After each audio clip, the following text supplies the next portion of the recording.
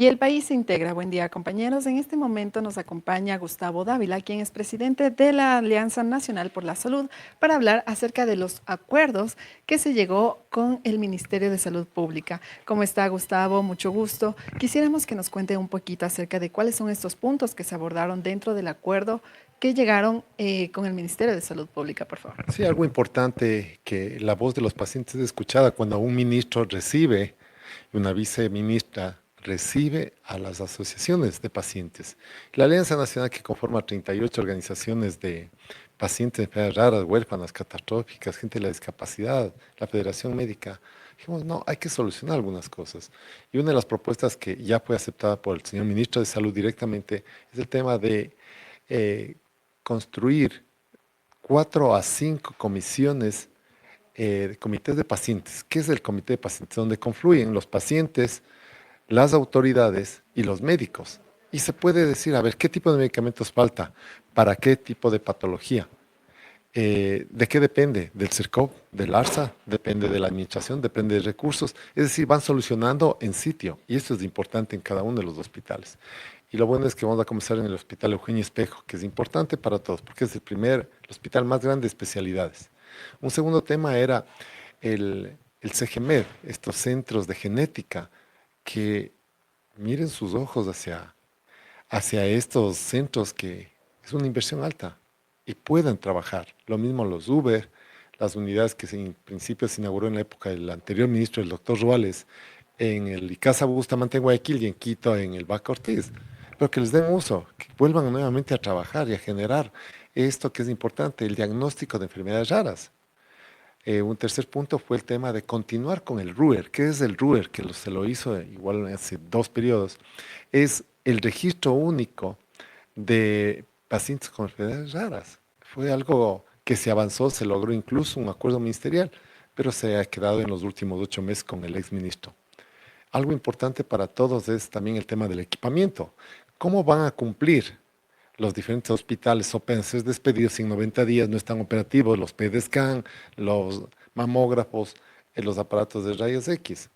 Están levantando una información y fue interesante. Hay equipos que están para ser reparados, otros que ya están obsoletos definitivamente y otros que se va a adquirir. Entonces, tener esta información de primera mano es bueno con el señor ministro de Salud. Adicionalmente a ello, algo importante que los pacientes oncológicos están exigiendo con más fuerzas del tema de que se llegue a construir la torre oncológica. ¿Qué es esta torre oncológica? Normalmente el Hospital Eugenio Espejo designa de 30 a 32 millones anuales en, en fondos para las derivaciones. Cuando al tener una torre oncológica completa, se puede ahorrar toda esa cantidad de derivaciones. Hay $450,000 internacionales de un fondo internacional para los estudios. Esas son este tipo de noticias que esperamos se vayan cumpliendo y para eso vamos a hacer un seguimiento cada 15 días. Presidente, esta torre oncológica que usted menciona sería construida, digámoslo así, solo en el Hospital Eugenio Espejo o tal vez se prevé también que a futuro pues lo dispongan otros hospitales. No, está esto señalado, es un sueño de hace más de 25 años de los pacientes, de los médicos, es en el Eugenio Espejo. ¿Por qué? Porque hay infraestructura, están todos los médicos ahí, el espacio, los estudios que se van a elevar. Y entonces eso va a permitir que es un centro de referencia y ojalá luego puedan, pero lo primero es lo primero, hacerlo aquí en Quito y luego ojalá se pueda hacer otro en Guayaquil, otro en Cuenca y otro en Manabí, que son los lugares de referencia para los pacientes con enfermedades catastróficas, especialmente cáncer.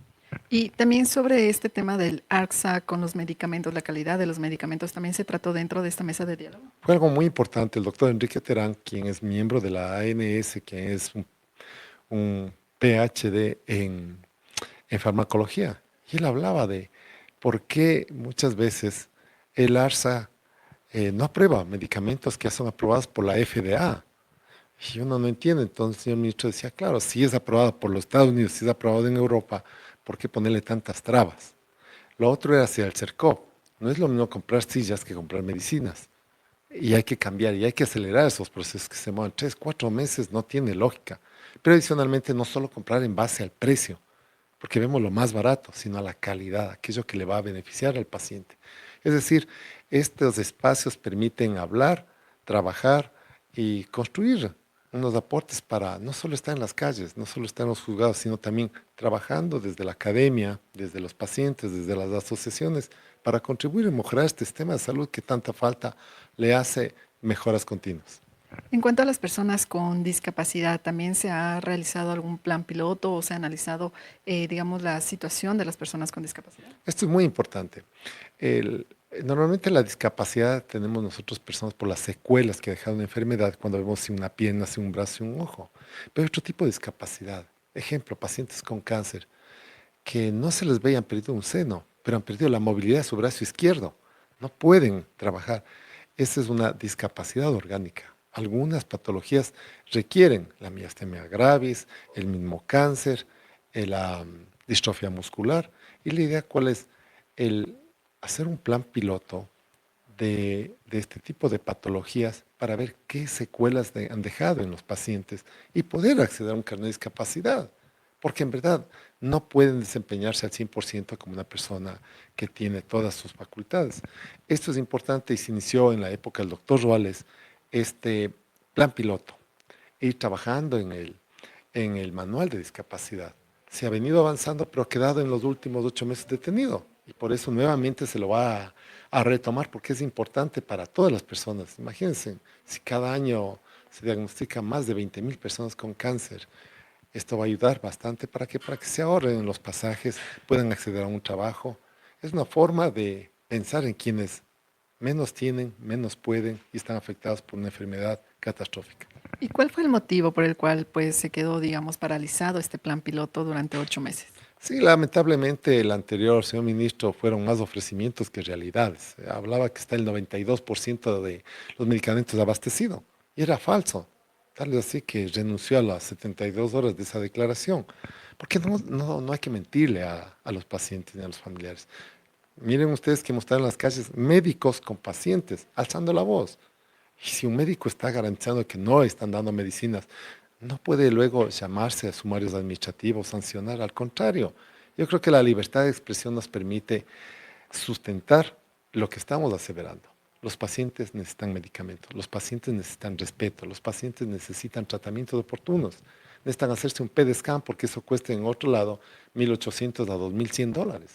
¿De dónde saca una persona de escasos recursos económicos? Son 5 salarios básicos. Es decir, que se escuche la voz del paciente, señor presidente. Es tiempo de darle la prioridad que merece el sistema de salud. Y justamente como usted mencionaba, pues el tema económico es un factor importante para las personas que sufren de cáncer o de diferentes enfermedades catastróficas. En cuanto a esto, tal vez ustedes dentro de esta mesa de diálogo pues analizaron también las circunstancias del IES, cómo, digamos, está el tema de los pacientes del IES, cómo está esta situación económica también. Tuvimos una reunión con el doctor Eduardo Peña, presidente del Consejo Superior del IES. Fue tan cortita de 15 minutos.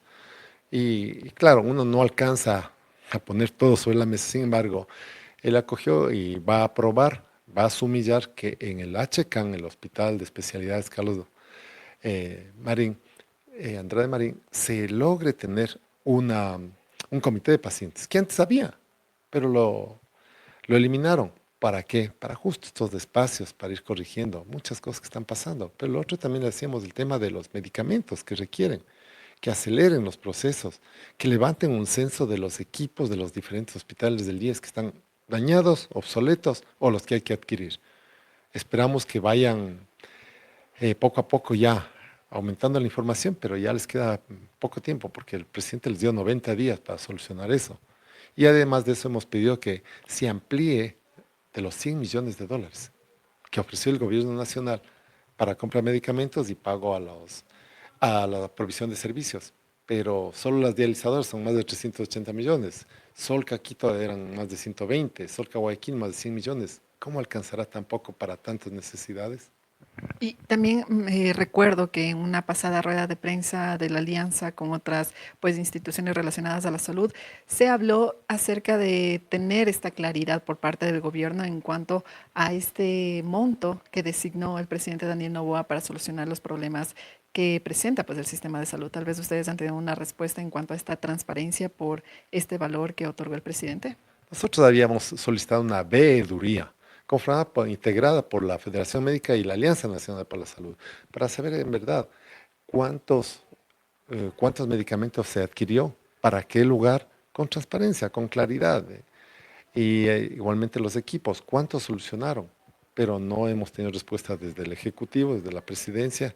Sin embargo, en esta reunión con el señor Ministro de Salud, al menos nos dieron cifras de que se asignaron el día martes de la semana anterior ya $6 millones para la adquisición de medicamentos. Y eso se verá en los próximos 15 días con resultados que los pacientes digan, sí, ya recibí mi medicina. No, mi PDSCAN me van a entregar en 15 días. Es la forma de evaluar, es una forma de transparentar dónde está. Pero cuando tenemos información, Y, presidente, ya para finalizar, tal vez van a tener nuevos, digamos, nuevas mesas de diálogos, nuevos diálogos con el Ministerio de Salud y con otras instituciones del Estado, o esta ya sería la única mesa en la que se trataron estos temas. no, esto va a continuar. ¿Por qué? Porque en Guayaquil tenemos otra cantidad grande de asociaciones que pertenecen, siguen saliendo a las calles y es importante ver qué se va a hacer en Guayaquil, luego qué será en Azuay, qué será en Manabí. Y la Alianza Nacional tiene asociaciones a lo largo del país y eso lo que permite es unirnos, trabajar en red para poder solucionar, para hacer un aporte o también para elevar la voz y reclamar, porque es un derecho de los trabajadores, especialmente los afiliados al IES. Es un derecho de quienes pagamos impuestos para el sector público. Y la salud está claramente en la Constitución. Enfermedades catastróficas deben tener prioridad, pero acá se hace caso omiso. Muchas gracias, presidente. Así es, compañeros. En este momento, como escuchamos al presidente de la Alianza Nacional por la Salud, Gustavo Dávila, quien nos acaba de aclarar un poco acerca de este acuerdo que se trató con el Ministerio de Salud Pública. Dentro de ellos, entre estos puntos, pues está la creación de comité de pacientes para el Hospital Eugenio Espejo y también 4 hospitales más. También, como lo señalaba, se está preveyendo, lo que es una torre oncológica dentro del Hospital Eugenio Espejo que ayudará pues a pacientes con cáncer.